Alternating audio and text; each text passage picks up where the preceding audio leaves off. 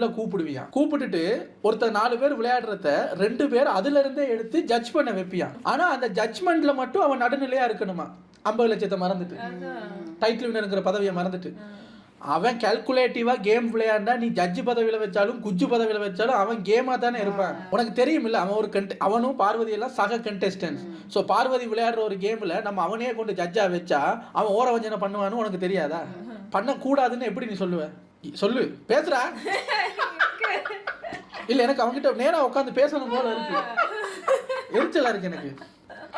அந்த ஜட்ஜா இருக்கிற டைம்ல மட்டும் அவங்க நடுநிலையா இருக்கணும், நேர்மையாக நடக்க வேண்டும். ஒரு வெளியே இருந்து 2 ஜட்ஜை உள்ள கொண்டு போறதுக்கு உனக்கு வக்கு இல்ல. நீ மைக்க உட்காந்து பேசிக்கிட்டு இருப்பல, நீ ஜட்ஜா இரு, எல்லா கேமராவிலையும் பாப்பி இல்ல.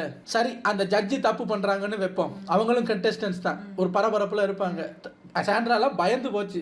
ஒரு பயந்த ஜட்ஜை நீ ஜட்ஜ் பண்ண விட்டதே உன்னோட பெரிய முட்டாள்தனம். அந்த இடத்துல